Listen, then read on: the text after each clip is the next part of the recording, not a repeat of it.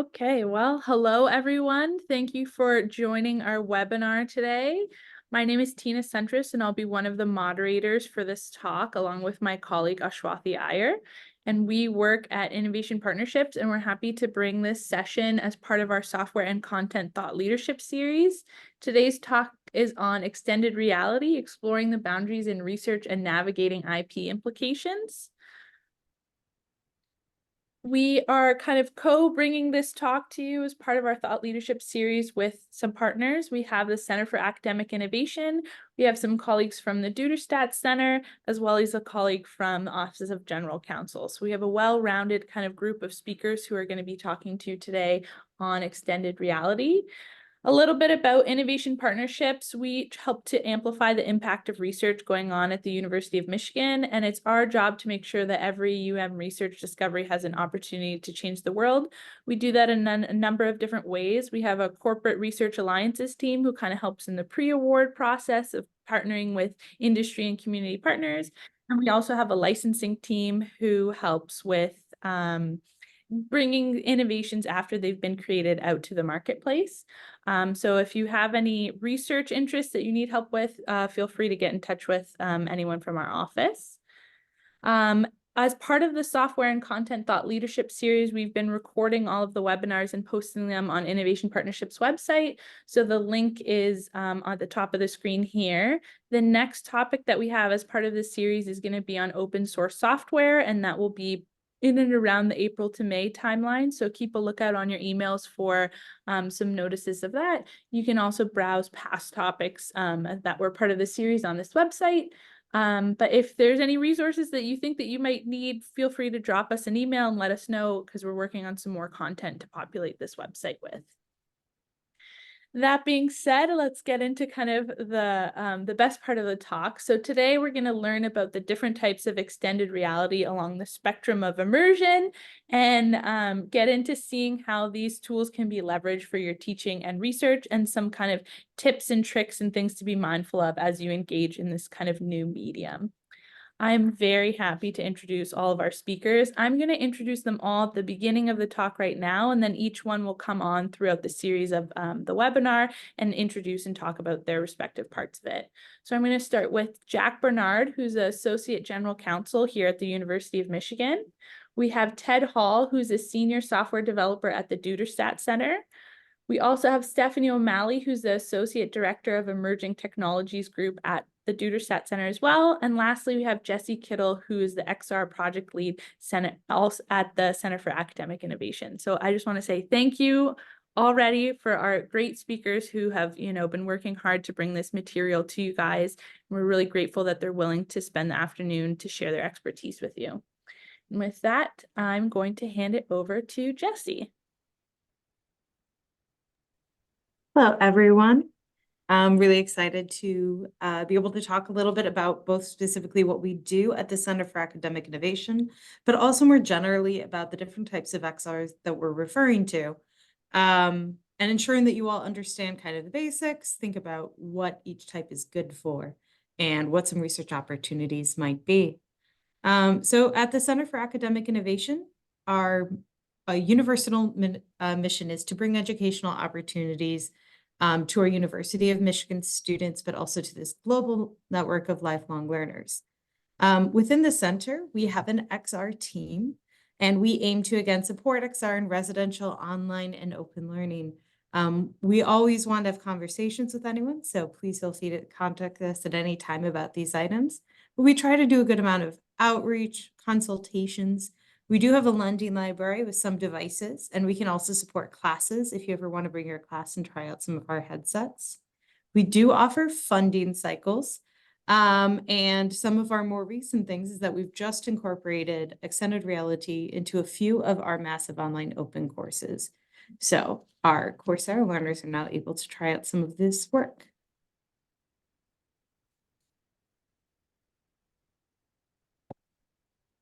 There we go. All right, so to begin with, one of the things that we need to know is that extended reality is this umbrella term. At one far end, we have the absolute reality, which you're experiencing day to day. And then we have a continuum from augmented reality to mixed reality to virtual reality. So I'll cover all of those. When we're talking about virtual reality, we really are thinking about this fully immersive situation. Often this means using a headset, controllers, you might have spatial audio. You could even have haptic feedback, which is in which touch gives you information. And so the goal of this really is that it is blocking out the rest of the environment around you. You should have the opportunity to fully be immersed in this digital world that you're working in. We tend to think about three characteristics of VR as really reflecting how very into the experience you are. These things include immersion, which is the overall sense. Whether or not you feel like the environment's actually physical to you, that's presence, and then interactivity. Did the way that you moved around the environment seem natural to you?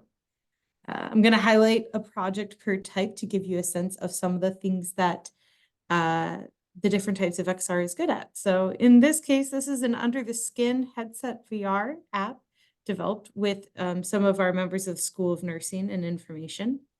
In this situation, the learner is getting to practice the dangers of vesiant chemotherapy drugs leakage and how to best how to treat these situations when it occurs. So the value of this type of VR is that we can easily recreate a relatively rare medical situation so that the healthcare practitioner can practice rescue over and over and be more comfortable in this situation. And then some common types of VR headsets right now, the Quest 2 and 3, which are commercially available. And then the HTC Vive Pro is another one that we see a lot. And then the Pico. All right, so mixed reality is the next step towards the actual reality of a situation. In this case, you are both observing digital artifacts and the real world around you. So there is some sort of pass through.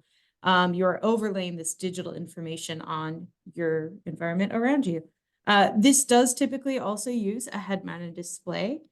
For those of you who are following the recent XR developments, this is the Vision Pro.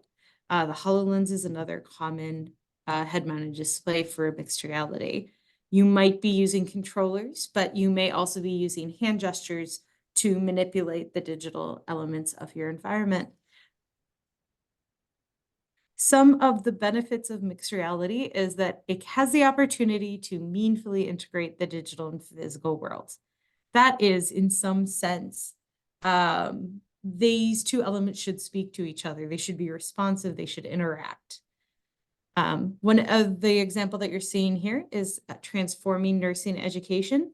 This is someone wearing a HoloLens, and what they're doing is overlaying digital information onto a mannequin arm and also into some surgical tools. So again, the healthcare practitioners get to repetitively try this procedure before moving on to a real patient. And we know that these models and simulations, they're supportive of comprehension and skill building.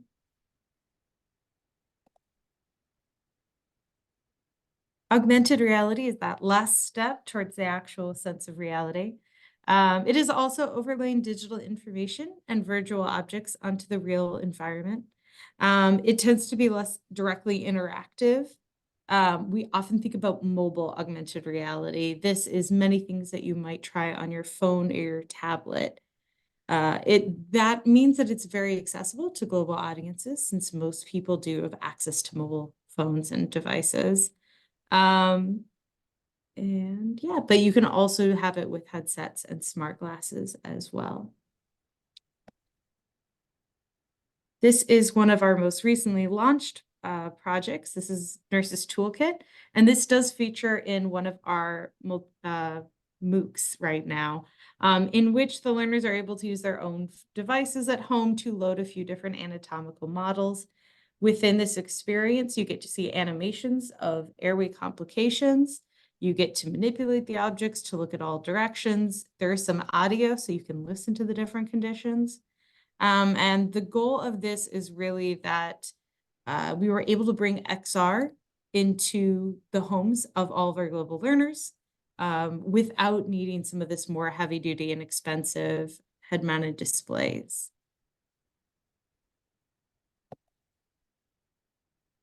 And lastly, I'm going to just touch on virtual production briefly. It falls under the XR team's sort of purview because it does involve using game engines and augmented reality technologies to build this. The output is a video at the end of the day, but what it is doing with these game engines is it's combining these real-time digital elements with physical production techniques to make very rich and immersive situations on video. So if you have not seen our XR Studio, we do invite you by to see some of this new tech that we've recently gotten. I'm going to touch briefly on development tools in case you're interested in getting started in a variety of different ways. The way I think about this is typically how much code do you want to invest in it? And there is a range, so everyone can get involved in XR. And in general, as you're prototyping, we do recommend that you start relatively low code and move towards more full code implementation. So what we tend to think about with full code, this is traditional programming. It's using some of the languages you might know, C#, C++. There are examples of platforms. This is Unreal Engine, which is the one that we often work with at the Center for Academic Innovation. But there's also Unity 3D, ArtKit, and ArtCore. And this is all very much device dependent. Depending on what you want to design for, they will have guidance on what some of the best tools will be used for that. Low code really simplifies this development. You still have opportunities to code and build richness into it, but you also can do something more like visual programming in which you're able to kind of drag and drop and add different features. Eighth Wall is an augmented reality platform that we have tried. There's also ZapWorks and Vuforia. And then again, you can really get into extended reality without needing programming skills at all. So no code would be Lens Studio, Spark AR, CoSpaces, and these really look at visual programming, pre-built components. And again, they can make for wonderful prototyping tools, even if you think the direction you're going in is full code programming down the road. So some common uses of XR. I am mostly speaking to higher education because that is the focus of our center. And I don't necessarily need to read everything, and it's fully not inclusive. But some of the things that we typically are thinking about is recreating scenarios, simulating environments that otherwise our learners could never access, doing virtual field trips, getting to go back in history.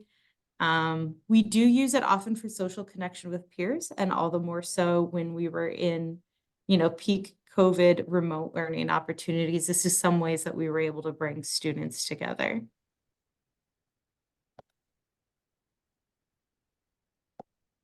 All right.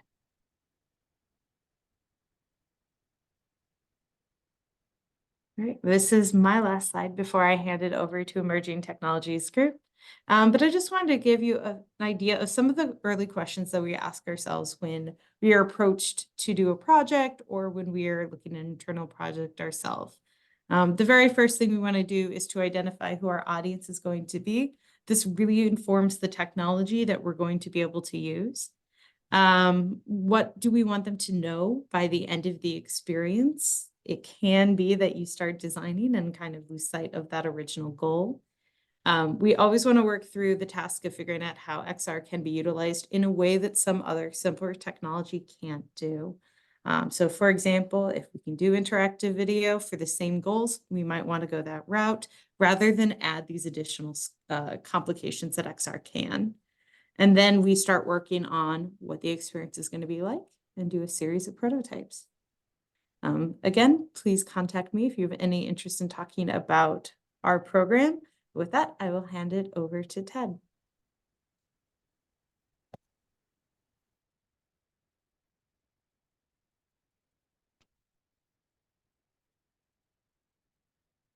Okay, thank you. Make sure I'm not muted here.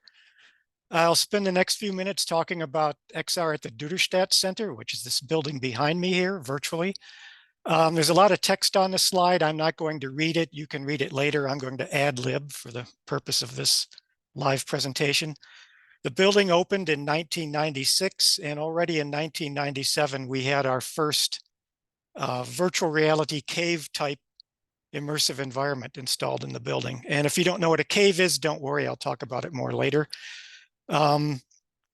This was in the days before flat panel lightweight displays, but we had something that tried to be a head mount display with a big heavy CRT. It was this big counterweighted boom, and you'd hold it up to your head like a submarine periscope, but it had mechanical head tracking, and you could sort of, look at a virtual environment with head tracking. We've been working with head-mounted displays ever since the Oculus came out with their first generation development kit in 2013. So we've been working with head-mount displays now for over 11 years. And we now have about 30 high-end gaming workstations, a team of experienced developers, which includes 2D and 3D artists, as well as programmers. That's really a very two-sided thing, two different skill sets for developing good XR experiences. We support research and classroom tools, and we are available to all university students, faculty, and staff from any department, which is one of our pride points. Other universities have similar facilities, but if you're not in engineering or you're not in physics, it's sometimes hard to get access to it. But here we don't care if you're an artist or a dentist or an MBA or an engineer or whoever, everybody has equal access to the stuff in this building. Let's see if I can slide. A little slow to switch. Okay, XR at the Duderstadt Center. We have our visualization studio, which is our housing for our hardware and software for on-site use. We have about 30 high-end gaming workstations. We have, which is set up for classroom use or walk-in access. As much as possible, we try to leave it available for people to just walk in and use a station, but we do have classes come in and they'll reserve, say, half the stations for a class, so we can sort of work both ways. Some other sort of associated technologies that go with that are 3D scanning through a process called photogrammetry, full body motion capture, and our implementation of the CAVE concept, which we now call the MIDEN, which is our acronym for Michigan Immersive Digital Experience Nexus. And again, I'm going to talk more about that later. People are also an important resource. And so we have our Emerging Technologies group, which offers consultation for XR for teaching and learning and research. We do some custom development, or we help people take an application that they have and get it deployed in the classroom. So we can kind of work both ways. In the case of something that requires custom development, if we have to hire some student developers to work with that, we will assist the customer in hiring that talent and supervising them. And we also have hardware for off-site use, which is in the North Campus Technology Checkout. This is a collaboration between the Duderstadt Center, the College of Literature, Science and Arts, and the College of Engineering. All these different groups have sort of contributed different pieces of equipment that students or staff or faculty can check out of the building and use, take home and use either, in their own departments or even in their apartments. So we have some MetaQuest VR headsets, which is the newer generation of this. This is an old one, but it's the idea that it's virtual reality, right? I put this on and I'm completely cut off from the real world. We have some Microsoft HoloLenses, which Jesse showed a picture of this earlier. This has sort of pass-through for the view of the real world, but also superimposed virtual stuff that gets projected into that thing. We have some augmented reality capable iPads. We have 360 panoramic cameras. When we say 360 cameras, we don't mean we have 360 cameras. What they are is cameras that take a 360-degree panoramic video, which then can be projected into one of these head mount displays. And you can turn your head and look at the video from different directions.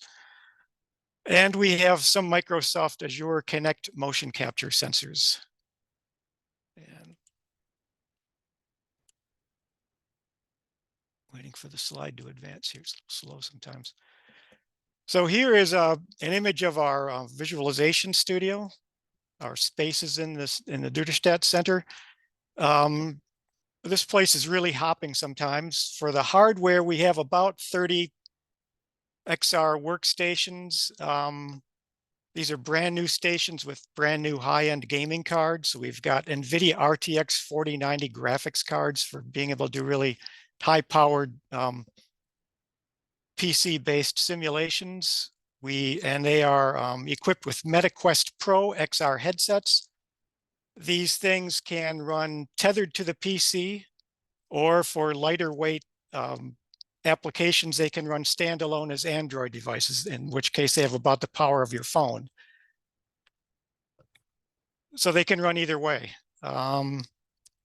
We have an expansive software selection. This is one of several computer labs in this building. And so the College of Engineering manages most of them. And so for the sake of consistency, they also manage most of the software in this visualization studio. And so we have access to the entire College of Engineering CANE, computer-aided engineering network, their cloud page software. So they have like every 3D modeling application you're likely to want to use.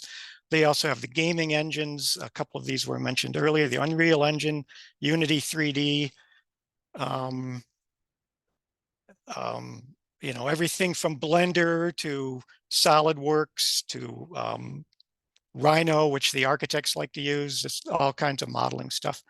And there are some applications that are only in this lab because of its special status as this XR lab. And again, it's used for classrooms and it's used for walk-in use.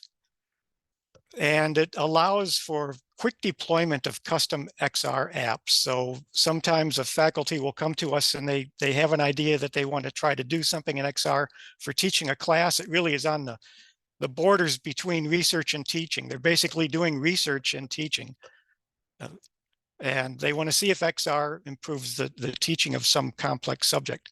And so we make it as easy as possible. Maybe they find a commercial app, maybe it's a new use for an application that we have, or maybe it's something we custom develop, or we've worked with Center for Academic Innovations to put stuff in here also. But we can put it on a server and make it available to all these workstations, and they can try it out, you know, and see if it works for teaching.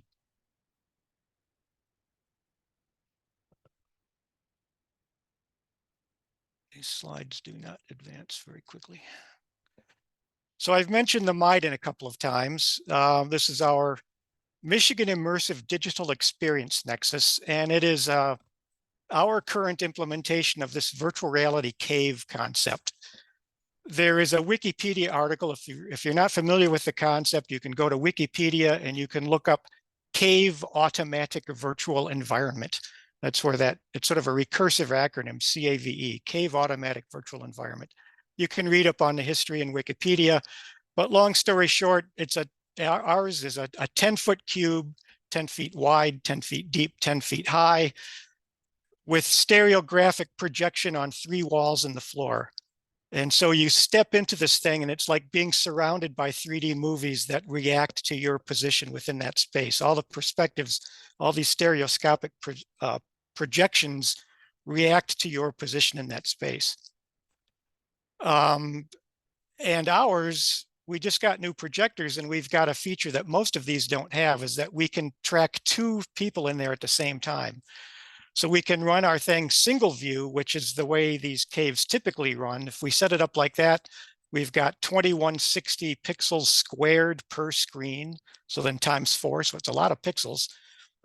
And it uses frame sequential stereo. So it means it's actually alternating between a left eye view and a right eye view, 120 frames per second, which is enough for 60 frames per second per eye times 2 eyes. And if we flip those images quickly enough, it tricks your brain into seeing a stereoscopic image, because of the retention of vision in your brain. When the lens goes dark, your visual response doesn't drop to 0 immediately. The image is still in there. So if we do this quickly enough, you don't see the flicker, but you just see a stereoscopic perspective that you can walk into. But ours, we can run dual view. So these new projectors can actually push 240 images per second, which is enough for 60 images per second per eye times 4 eyes. It means we can track 2 people in there looking at the same screen, but each person sees a perspective that's fine-tuned for their point of view. And so it really becomes a very good space to do collaboration with as little technology interference as possible. And I'm going to talk more about this later again. And so, yeah, it's head tracked stereography on the left front and right walls and on the floor. And when you're standing in the middle of it, you've got 270 degrees of peripheral vision, which is about 2 or 3 times what you can get from a head mount display. And it also has surround audio, full range speakers in the corners, so we can do front, left, front, back, left, right, surround sound stereo. And we use it for teaching and for research.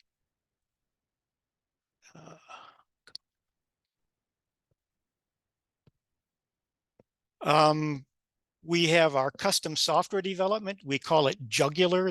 People ask, why is it called Jugular? It's a play on the word juggler. There's some open source VR software called VR Juggler that my predecessors tried to use, but they got frustrated trying to customize it, so they decided to do their own thing, and they called it Jugular, just a play on the word. It runs in the Maiden or on these PC tethered headsets as a Microsoft Windows application, but it also runs in the HoloLens using Microsoft Universal Windows platform, which is sort of like a scaled down version of Windows. And we've got source code hooks in there for future Linux and Android builds. We have not done a full Android build yet, but most of the code is pretty portable. And when the time comes, we intend to make it run on the Quest as a standalone device. Our current production version is Jugular 4. That's the one that we do most of our projects in, but we're well into developing 5, our version 5.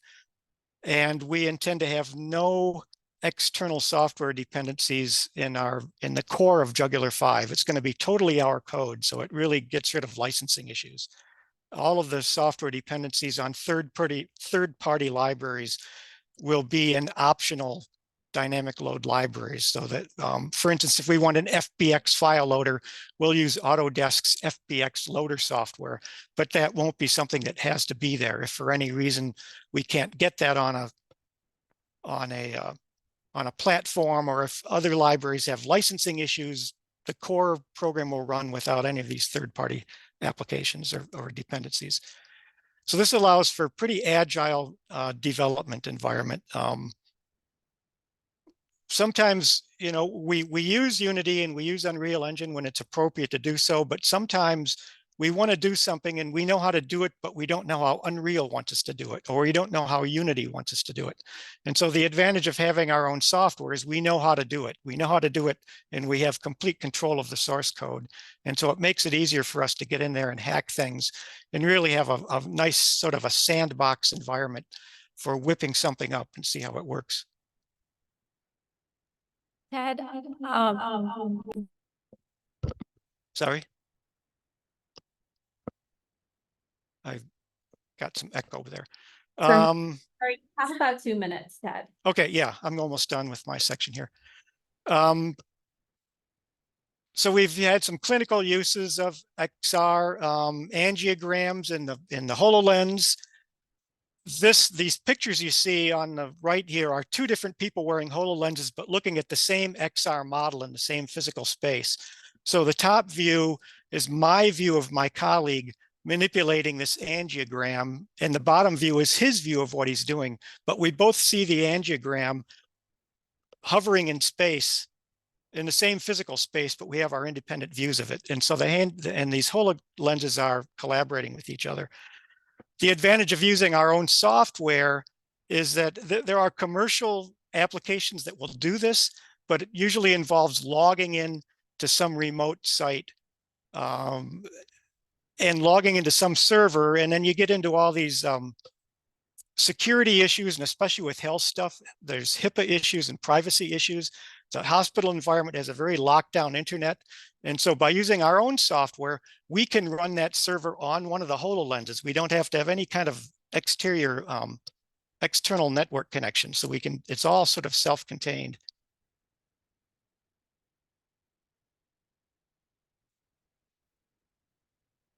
This is a project in the MIDEN. This was a sort of a psychological study of people's response to security robots. And so it was good to do this in our cave, in our MIDEN, because the technology that you wear is little more than sunglasses. And so it really gets out of the way. You don't have to spend half an hour getting people oriented to this head mount display. They walk in there, they put on the glasses, they're in this virtual environment. And so you can do your psychological study without all of the burdens of that the technology can put at you sometimes.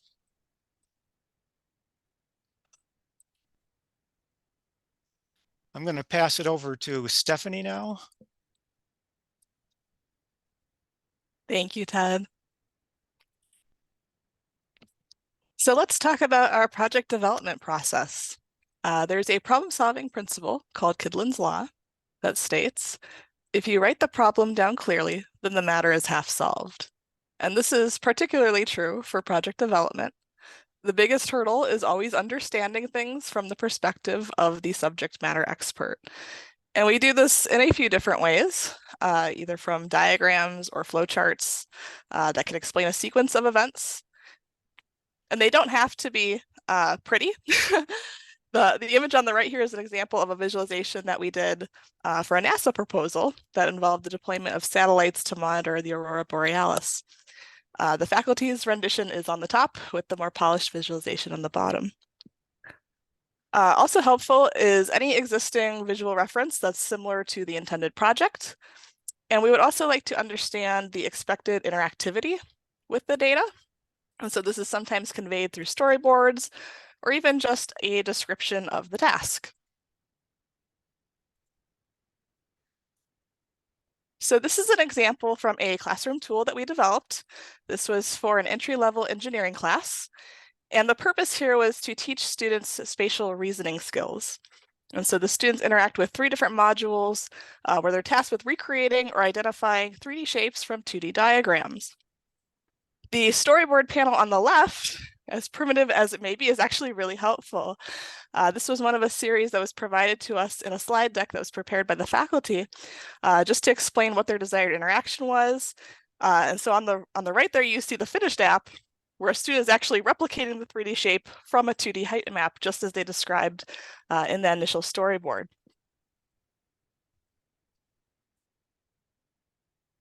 This is another example, this time a flowchart, and this is actually demonstrating a sequence of events that would occur during a nursing simulation and all possible outcomes. And so this was a simulation that would teach nurses how to respond to an emergency scenario where an infant had stopped breathing. And so the red boxes in the chart are actually actions that can be initiated during the simulation, and the green boxes are indicating potential outcomes.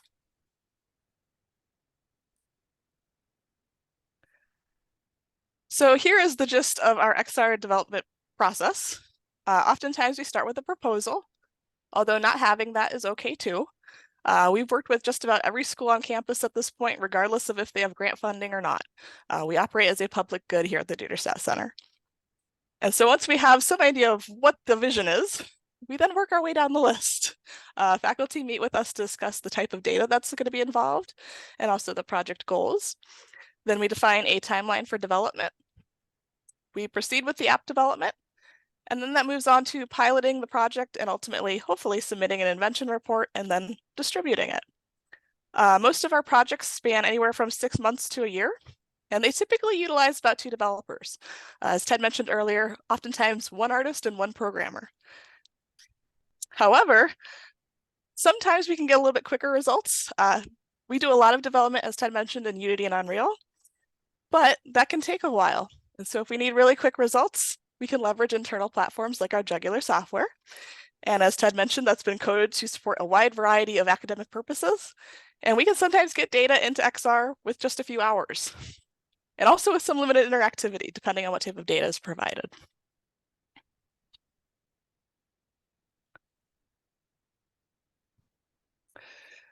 So let's talk about data collection. For research in particular, there is a lot of data that is collected for the purpose of studying user interactions when using XR. You might encounter research applications that make use of eye trackers in the headsets to better understand what features grab a viewer's attention, or you may encounter apps that integrate other types of biometrics, sometimes things like a fingerprint reader to authenticate. Frequently, apps that are intended for research will also gather in-app data. And so these are metrics such as, how often an app is launched or user performance within the app. It also might be data that is collected entirely voluntary, things like exit interviews or surveys.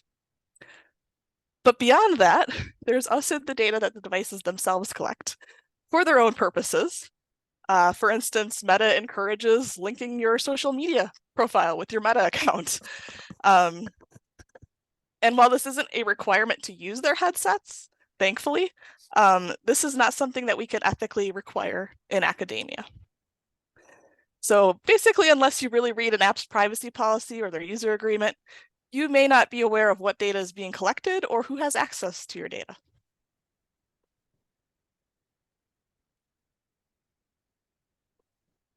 We also have to be mindful of accessibility standards when developing XR for educational purposes. The unfortunate reality is XR cannot be ethically required as the sole platform for delivering course content. There are simply too many accessibility concerns. Students that wear glasses that may not fit in the headset, or students that are prone to epilepsy. Even just XR-induced nausea is pretty common. For that reason, despite having a lab that's equipped with enough headsets to accommodate an entire class, many of the applications we develop as XR learning tools are also developed with a desktop equivalent. And that's just so that if students do opt out of XR, they have a similar platform where they can access the course content. We also have to be mindful of ways we can make XR a more comfortable experience. Sometimes this is things like, designing an accessible user interface. Things like colorblind testing or creating UI elements that have size adjustable text or buttons. And in some cases, it might also include features like closed captioning, haptic feedback. Depending on the demographic, it might warrant custom hardware inputs, sometimes things like auditory cues even. Now, with education in XR, you'll find that a lot of classes actually, they intend to use XR in a comparison study, where they're comparing the XR teaching methods to the traditional methods that rely typically on a textbook. And so when gauging the effectiveness of XR learning, there is always the initial hurdle of just becoming acquainted with this new technology. And if you don't account for that, it can really skew your results. Although this is a technology that's gaining a lot of interest as home entertainment, I would say still most students probably have never interacted with XR before. And so you may find that if students have not been properly oriented to the technology before having an assignment that utilizes it, you may find that they feel that XR actually made the course content even harder to learn because they're trying to get oriented to the technology while learning the course curriculum. And so a good example of this actually is that spatial reasoning project that I mentioned. They actually did a comparison study. They did a study of the VR app versus the pen and paper method of teaching spatial reasoning skills. And their findings actually revealed that not only did VR learning make the content more engaging, which is something we see pretty consistently with these type of studies, it also allowed the students to learn the content twice as fast and was 10% more effective.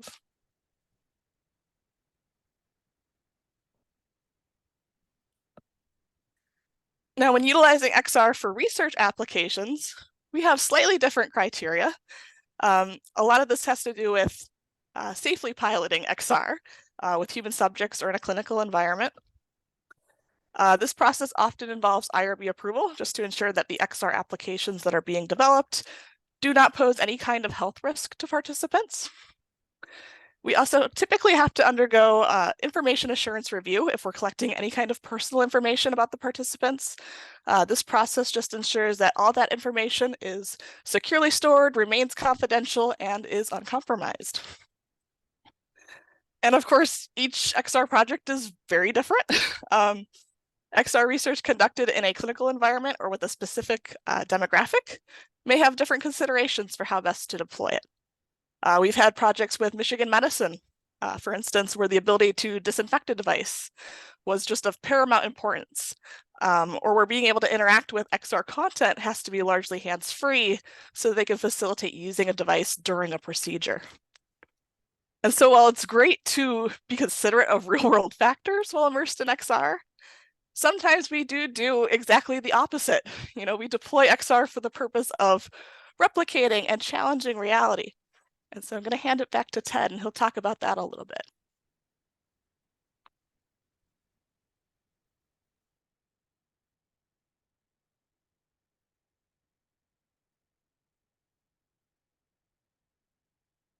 Let me get the slide to advance here. There we go. Okay.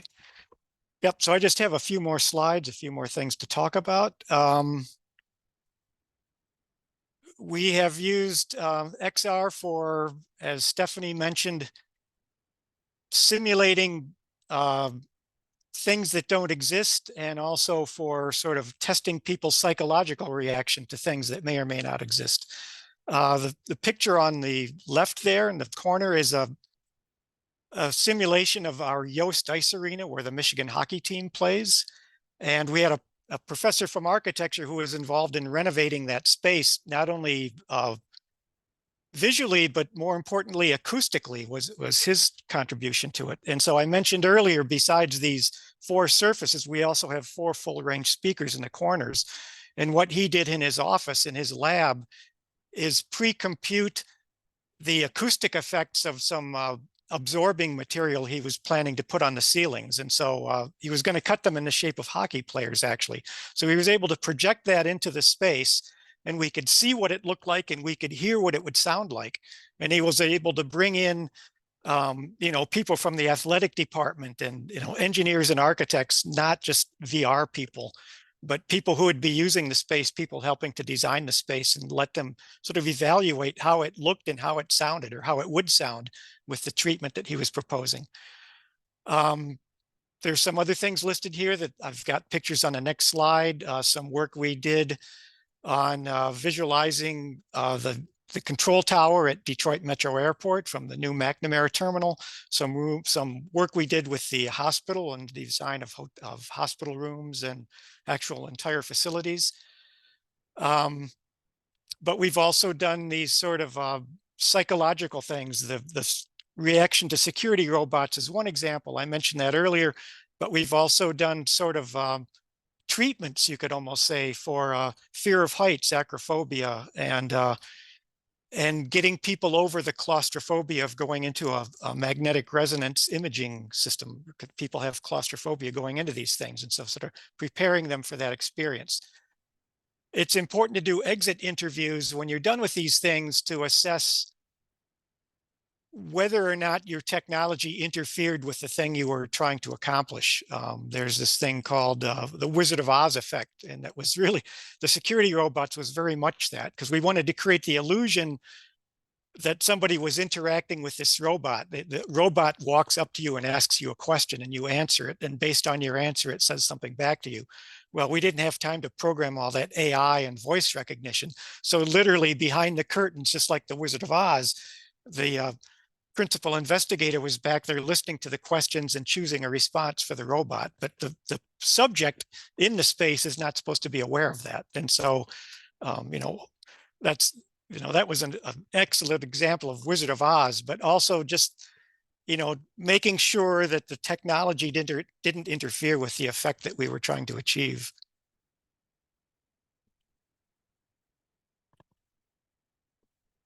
So here are images of some of the things we mentioned earlier. You can sort of divide this 2 ways. The 2 left images are old historical things from like 25 years ago, and the 2 right images are sort of modern things.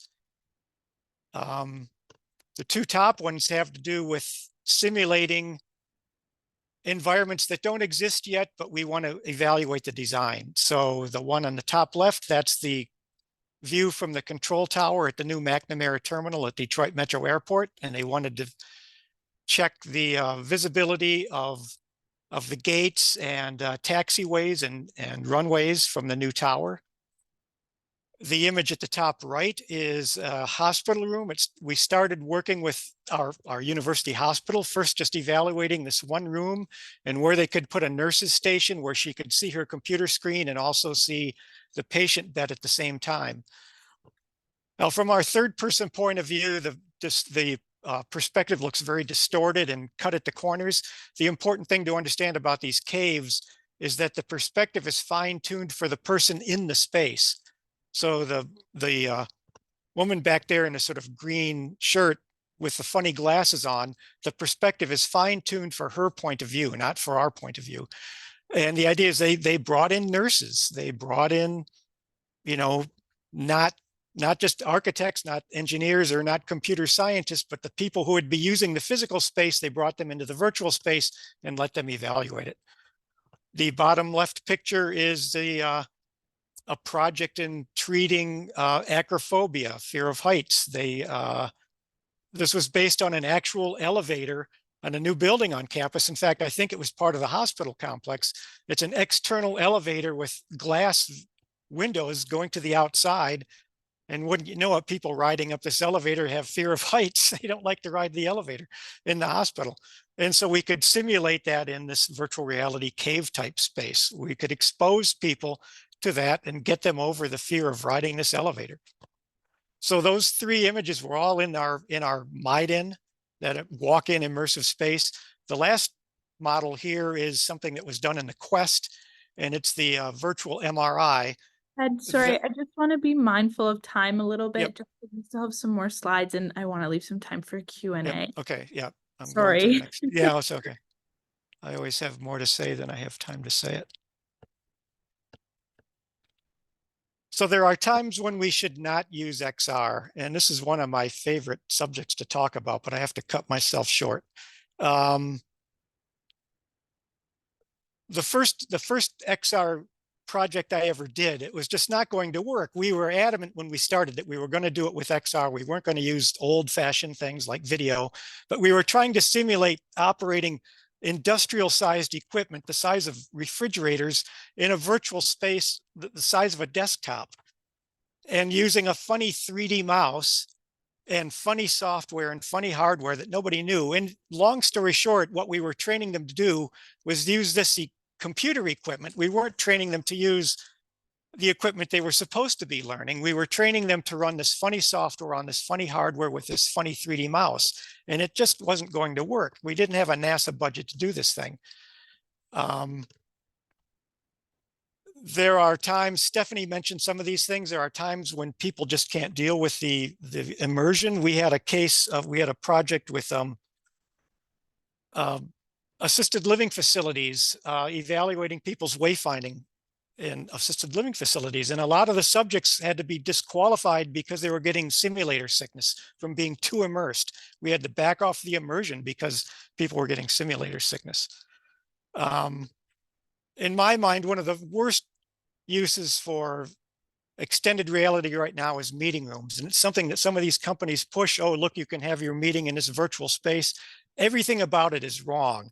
If you're having a meeting, you want to discuss something important, and you don't want distractions from the importance of that meeting. You don't want to be distracted by avatars and flashy XR spaces in the background, and it distracts from the thing you're supposed to be discussing. I could go on about that for 5 minutes, but I'll cut myself off here, and I'm going to go on to the next slide. And Jack is going to take it over now. Great. Thanks, Ted. I appreciate that. And thank you all for a really exciting description of the kinds of things that we can do on college campuses, and particularly at the University of Michigan. The technology is really exciting. If you've seen Ready Player One, it feels like we're on the brink of doing something like that for the people who interact with our institutions. The good news is, while we're sort of short on time, I'm like the after dinner mint, and this is just my one slide, and I'm going to try to go through some things here pretty quickly, but I'm happy to answer questions when we get through. So the truth is that while there's a lot of newness here and new opportunity, new frontiers, for the most part, the legal issues are pretty similar to the kinds of legal issues that we have in other contexts for the things that we're all doing. The difference is that sometimes in our zeal to do the new and exciting thing, we may overlook our kind of first principles. This is also true in the context of artificial intelligence. And as you heard earlier on, the two are definitely going to be used together, the kind of XR experience and the AI experience. And I think we'll see those things coming together more and more. So a few things to start with. So context matters. That is, where you are using these technologies, or what role you're playing when you're developing these technologies or using them or implementing them for others to use. This is critical in terms of thinking about what the proper thing is for you to do.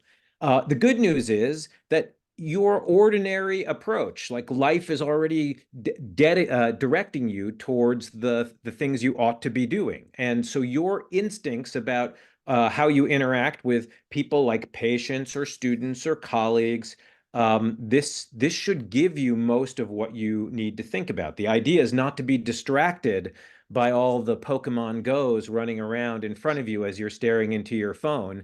So that you will think a little bit about the context. So the IP works largely the same here. This doesn't change the ambit of the kinds of intellectual property issues you might think about, whether it's copyright or patent or trademark.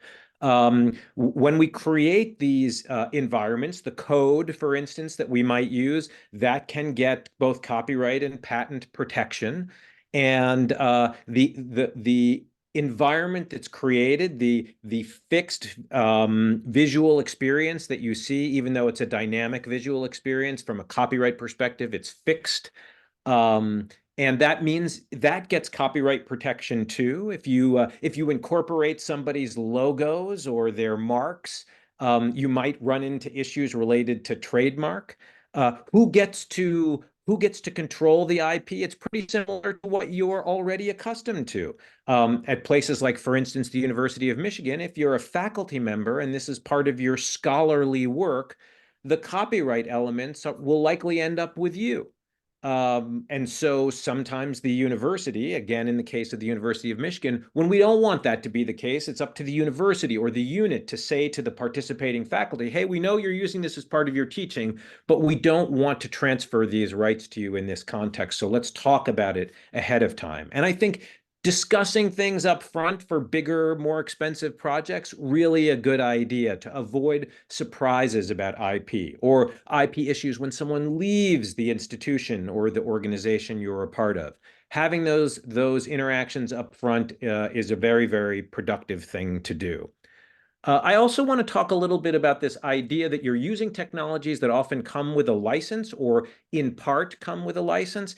And as I think it was Ted said, you want to pay, or maybe it was Stephanie who said, you want to pay attention to what comes along with those licenses. You actually want to read them and see, can I use this in the way that I want to use it? Is the license saying that the materials I put in there will now belong to the company? That happened a lot with social media for a long time, or that they would be able to use it unfettered. You may have spent hundreds of hours developing an environment for XR that students can benefit from or that patients can benefit from. And the company that whose technology you're using could hoover that up. And so you just want to take a look at the licenses and what the restrictions are. It also might prevent some of the uses you want to make. On the flip side, many of our faculty and staff and the institution itself often think about, oh, we've made something great here. Maybe we want to be able to sell that so that someone else can use it. Well, your original license might interfere with that. There may be things like conflict of interest or conflict of commitment issues to think about for your campus or your company. You also frequently, when the project started out as kind of homegrown, and then only later on, after we've had some success, Do we start thinking about licensing it? Frequently, we run into problems there. That is, individual faculty or units get surprised because they didn't dot all their I's and cross all their T's for something that they wanted to license out into the world up front. So if at the beginning of a project, you're thinking at all that this might turn into something that you want to license out to the world in some way, it's a good idea to go to your technology transfer office. Here it's Innovation Partnerships. And I really recommend that you start that conversation up front. As several of the previous speakers alluded to, things like privacy and data security are critical. There could be a lot of data being collected, not only the data we collect, but the data that the technology collects. And you want to be mindful of that because individuals have rights, and also we might be trespassing upon rules like what an institutional review board might say to us. So you want to be mindful of those things so that you aren't getting yourself or your colleagues into some kind of trouble. Also, sometimes you really can't see how the data are being used unless you look really carefully at the licensing terms or what they tell you about the product. And you could be very, very surprised about how someone else is using your data. We already discussed a little bit about accessibility. I'll just underscore the point that we often beta test these kinds of technologies or even alpha test them on populations that don't have disabilities or who need accommodations, which means that we start developing the technologies, and when we implement them, they aren't born accessible. They could be. Also, the diversity of people who have disabilities is humongous, and so you might not be able to anticipate everything. So thinking about how we include people who have disabilities who may not be able to use those technologies for a whole variety of reasons, as Stephanie said, we want to have alternatives in mind. This also came up, this idea of physical safety. When you've got something covering your eyes, you might injure yourself. If you're too excited about what's happening or you become disoriented, this can create problems for both you and the technology. If someone falls over, the tools might get damaged in some way or another. Right now, there really are no XR specific technology regulations that we have to worry about. There's been stuff puttering around, but nothing of substance in the United States. And so the general rules will typically apply, but it's entirely possible that we'll start seeing more intrusive regulations. There's some things around the edges, nothing I think you have to worry about too much right now, other than how it's incorporated into the federal, state, and local regulations that already exist. But it may be coming. And as we start learning that when people are immersed in a particular environment for a while, that it has an effect on people, then there might be some more organized regulation emerging that specifically targets the XR technologies. Also, your own institution's policies, your company or your institution's policies will be relevant. And that'll affect everything from intellectual property to who can do the licensing. Of course, anytime you're going to bring people into your project, if you're at the University of Michigan and you want to hire someone to help do this work for you, you should be working through procurement. When you want to license new technologies, you should be working through procurement. That is licensing them in. When you want to license them out, you work through innovation partnerships here at the university. I can see here that we're just about at the end of time, and so I'm going to bring us to questions so that we can answer them, and feel free to ask any of us about anything we've discussed. Thanks very much.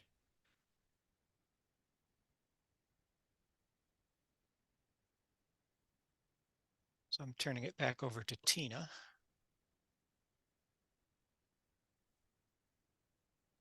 Thanks, Ted. I'm just going to breeze through this. I feel like it's not really as important, but just reiterating the same thing that everyone's kind of been saying is that, if you have an idea, you can reach out to innovation partnerships, you can reach out to a University of Michigan group, or there's some external groups that will help you develop your idea. You want to be mindful of what device and platform you're using, the data that's going to be incorporated, and working with, the kind of policy institution things that you need to kind of work through. And afterwards, thinking about what release pathway you'd want for your technology. So sometimes you can release these VR things after you've created them on a platform or a storefront for a fee or for free. You can license them to an existing third party who distributes those materials, or you could even form your own startup company that kind of packages all these things and distributes them. All of these pathways are things Innovation Partnerships helps with, and perhaps we might have a second webinar where we delve into these and the pros and cons of each more in depth. If you're not from Michigan, because I know some people are on the call who aren't from Michigan, you could again talk to your technology transfer office. Maybe there's an XR group on campus or at your institution. There's also some other existing groups who are thought leaders in this space, such as the Higher Education Campus Alliance for Advanced Visualization, or you could explore some of those communities that are built around the tools that Jesse and Ted and Stephanie all mentioned. So with that, we'll officially turn it over to questions. So I'm going to hand it over to my colleague Ashwathi.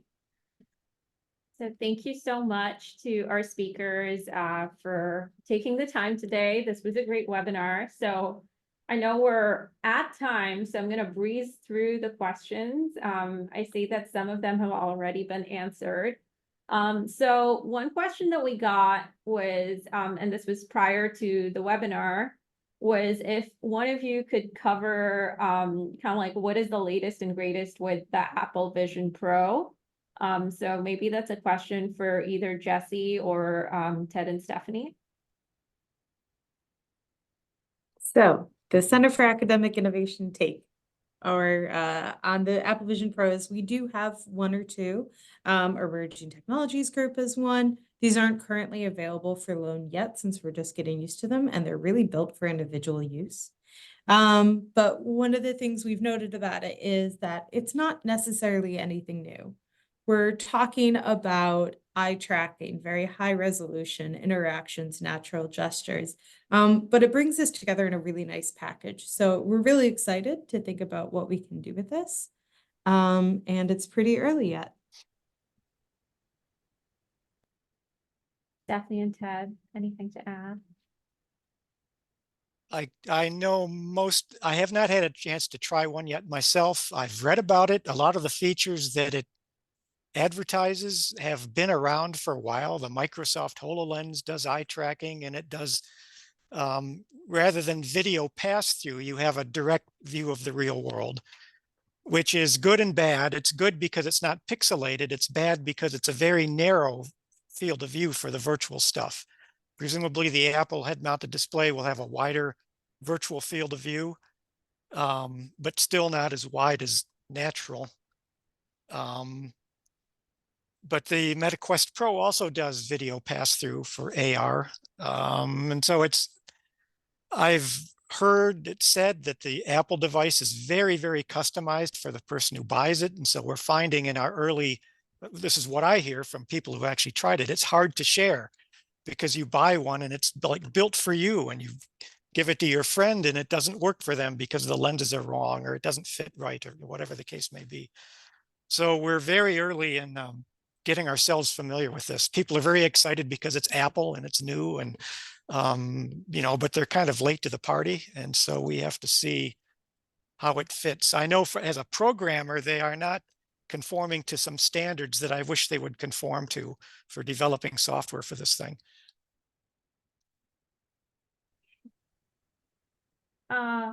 Another question is, how feasible is it to introduce an XR experience as a small part of a course, say a one class visit by 22 students to an XR lab? So I think both of you covered this, but maybe if you could just answer it directly. Well, this is definitely something we can offer and support. We have a location over at 317 Maynard on Central Campus. So this is the Center for Academic Innovation's XR group. And yeah, we really leaned into offering these classes in person at our location over the past 2 semesters. And we found that we really love the experience we're able to offer. Stephanie and Ted? This is something we do pretty frequently too. Pretty much every week we have a different class in the Viz Studio. As Ted mentioned, we have a capacity of 30 students that we could accommodate. We also have an instructor station. And so what that allows us to do is it allows us to stream whatever the instructor is seeing on their screen to 2 TVs at the front of the screen. So what we typically recommend is when we have a new class in the Viz Studio and they've never used XR before, about the first 30 minutes of that session is just going to be onboarding them to XR. You know, how do you actually adjust the headset? How do you go through the calibration process? How do you launch apps? Once you get over that hurdle, then we can get into doing actual assignments that rely on the technology. Yes, and the main thing I would emphasize that Stephanie said, but I'll emphasize it, is do not underestimate the time it takes to get people acclimated to head mount displays. We do bring a lot of classes in for a one-shot or two-shot thing, but there is a period to get through before you can even start with the content of your class, just getting people all at the same place, logged into their accounts, into these head mount displays, learning how to hold the controllers and use them. And so there's a definite sort of 30 minutes figure at least to sort of ramp up and get everybody up to speed just with being in these virtual environments. All right. So I think that brings us to the end of our Q&A. I did put a resource that was shared by one of our participants in the chat about the XR safety initiative that's been working in the regulatory space that you can check out, and we'll send this link in our email as well. And we're 5 after, so I'm going to thank our speakers once again. Thank you for the time that you spent with us, and we'll be sending a recording of this webinar to all of the people who registered by email. Thank you. Thank you.